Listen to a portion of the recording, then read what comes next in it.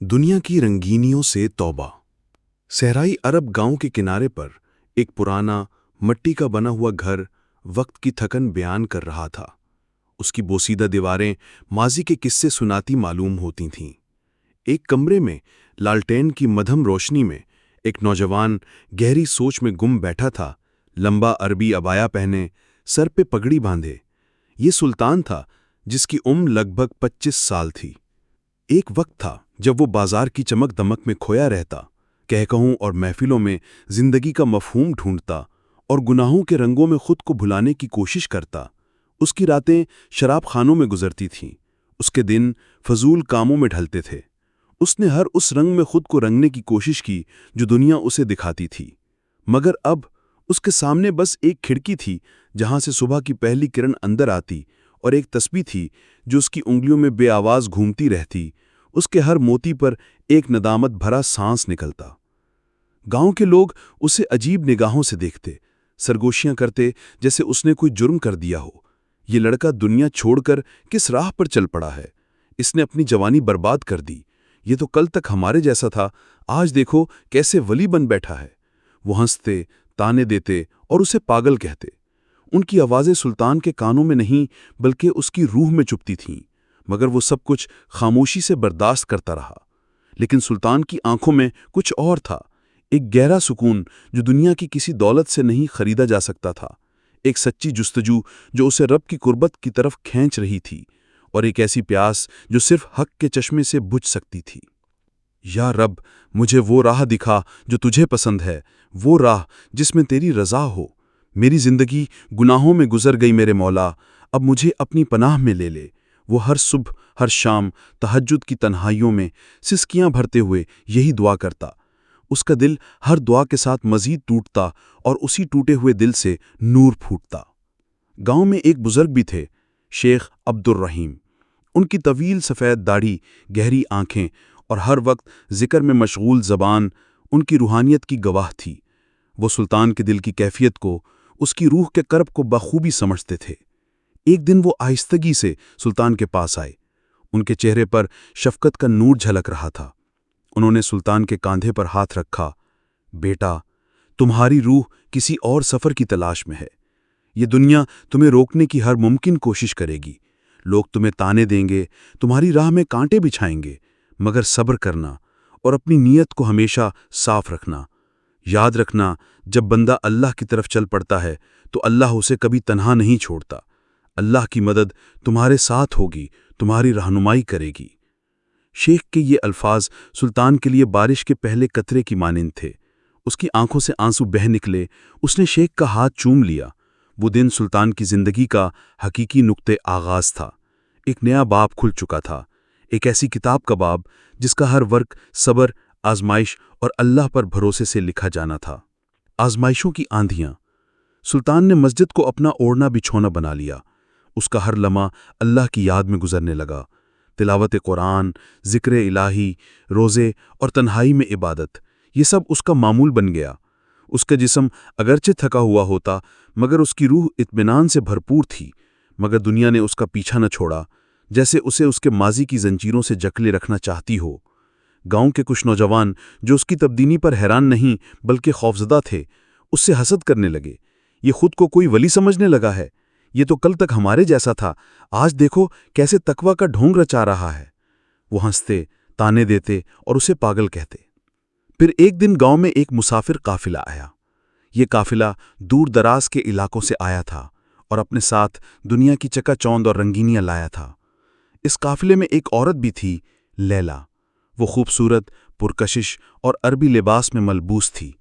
اس کا چہرہ اگرچہ نقاب میں تھا، مگر اس کی آنکھیں، ان آنکھوں میں ایک ایسا جادو تھا جو دیکھنے والے کو اپنی طرف کھینچ لیتا جیسے کوئی نایاب ہیرا۔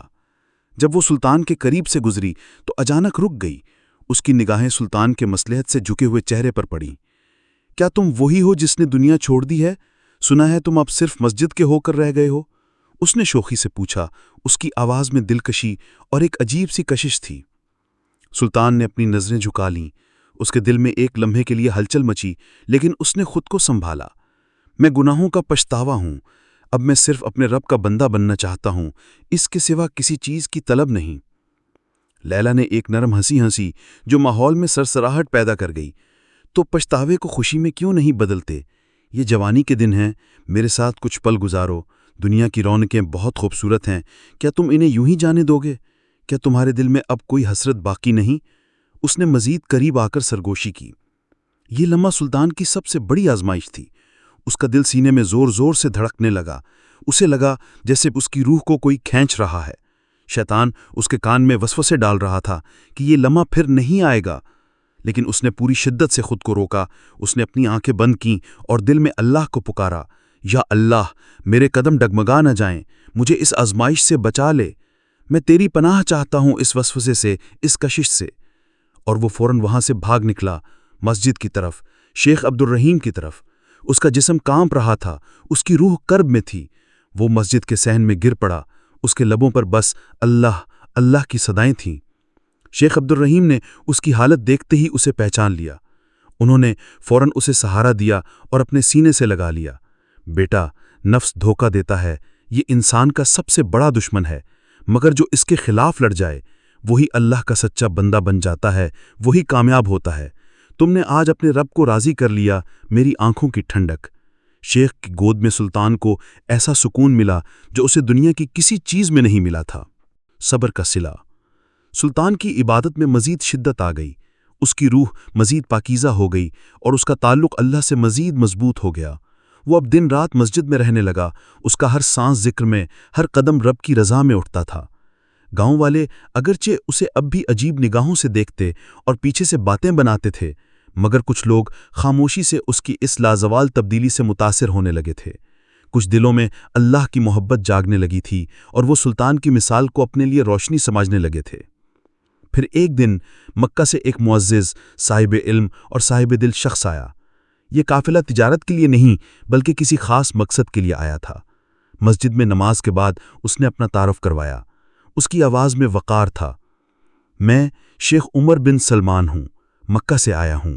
میں ایک تاجر بھی ہوں اور دین کا طالب علم بھی۔ میں ایک ایسے صابر اور متقی بندے کی تلاش میں ہوں جسے میں اپنی زمین دوں، عزت دوں اور جو دین کی خدمت کر سکے۔ میرے والد جو خود ایک اللہ والے تھے، انہوں نے اپنی وصیت میں فرمایا تھا، ایک ایسے شخص کی تلاش کرو جس کا توکل اللہ پر کامل ہو، جس نے دنیا کو اللہ کی خاطر چھوڑا ہو۔ مسجد میں موجود سبھی لوگ شیخ عمر کی بات سن کر ایک دوسرے کی طرف دیکھنے لگے، پھر یک زبان ہو کر سلطان کا نام لیا۔ ان کی آوازوں میں ایک احترام اور تصدیق تھی۔ شیخ عمر سلطان سے ملنے آئے۔ انہوں نے سلطان کی آنکھوں میں وہ سچائی دیکھی جو صدیوں میں کسی کسی کو نصیب ہوتی ہے، اس کے ہاتھوں میں عاجزی اور اس کے دل میں ایمان کی روشن چمک جو ہزاروں سورجوں سے زیادہ تابناک تھی۔ میرے بیٹے، میرے ساتھ مکہ چلیے، میں آپ کو وسیع زمین دوں گا، سماج میں عزت دوں گا اور آپ کو دین کے کاموں میں مکمل آزادی ہوگی، اور آپ کے بعد آپ کی نسلوں کو دین کا علم سکھاؤں گا اور انہیں قیادت کا ہنر دوں گا تاکہ وہ بھی دین کی مشعل روشن رکھ سکیں۔ میرے والد جو خود ایک اللہ والے تھے، انہوں نے وصیت میں فرمایا تھا، ایک ایسے شخص کی تلاش کرو جس کا توکل اللہ پر کامل ہو، جس نے دنیا کو اللہ کی خاطر چھوڑا ہو۔ سلطان خاموش رہا، اس کی آنکھوں میں خوشی کے آنسو چھلک آئے، اس نے ہونٹ کانپ رہے تھے۔ اس نے لرزتی ہوئی آواز میں کہا، کیا یہ میرے رب کا وعدہ تھا؟ کیا اللہ نے واقعی میری ٹوٹی ہوئی دعا سن لی؟ میں تو ایک گناہ گار تھا، ایک بھٹکا ہوا مسافر۔ کیا اللہ مجھ جیسے کمزور بندے کو بھی اتنا نواز سکتا ہے؟ شیخ عمر نے شفقت سے اس کے سر پر ہاتھ پھیرا اور مسکرا کر کہا، ان اللہ مع الصابرین، بے شک اللہ صبر کرنے والوں کے ساتھ ہے۔ اللہ اپنے بندوں کی نیت دیکھتا ہے اور جب وہ اس کی طرف ایک قدم بڑھاتے ہیں تو وہ 10 قدم آگے بڑھتا ہے۔ تمہارے صبر اور استقامت کا اجر تمہیں دنیا میں ہی مل رہا ہے۔ حصہ پنجم، کامیابی کا سفر۔ سلطان شیخ عبد الرحیم اور چند دیگر مخلص ساتھیوں کے ساتھ مکہ روانہ ہوا۔ یہ صرف ایک سفر نہیں بلکہ ایک نئی زندگی کا آغاز تھا۔ گاؤں کے لوگ حیرت سے انہیں دیکھتے رہے، جو اسے کبھی پاگل کہتے تھے، جو اس پر ہنستے تھے، اب رشک اور افسوس سے دیکھ رہے تھے۔ انہیں اپنی جہالت اور بے خبری پر شرمندگی ہو رہی تھی۔ سلطان کی روانگی کے بعد کئی لوگوں نے اس کے نقش قدم پر چلنے کا ارادہ کیا۔ مکہ میں سلطان نے شیخ عمر کی دی ہوئی زمین پر کھیت آباد کیے، جن سے ہزاروں غریبوں کو روزگار ملا۔ اس نے کئی مدرسے، مساجد اور کنویں بنوائے، جہاں علم کی پیاس بجھائی جاتی اور دین کی روشنی پھیلائی جاتی۔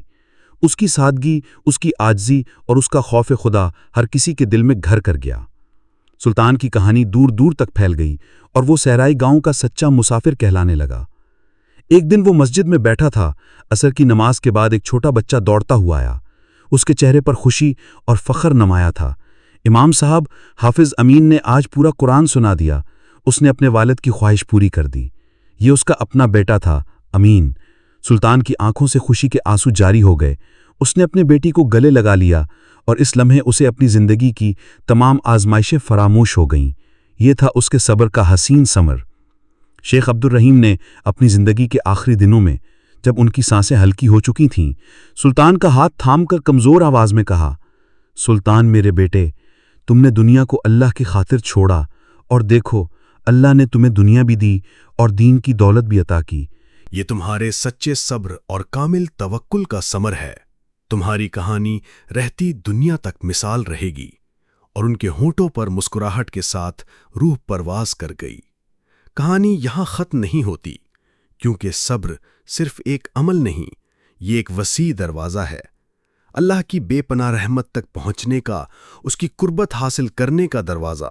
یہ وہ راستہ ہے جو انسان کو دنیا اور آخرت کی کامیابی کی طرف لے جاتا ہے۔ خاتمہ۔ یہ کہانی ان سب کے لیے ہے جو تنہا ہیں، جو ستائے گئے ہیں، جو آزمائشوں میں گھرے ہوئے ہیں۔ اگر تمہارے قدم تھکنے لگیں، اگر دل نا امید ہونے لگے، اگر دنیا تمہیں اپنے جال میں جکڑنے کی کوشش کرے، تو ہمیشہ یاد رکھو، جو اللہ کے ہو جاتے ہیں، اللہ ان کا ہو جاتا ہے اور ساری کائنات کو اس کا خادم بنا دیتا ہے۔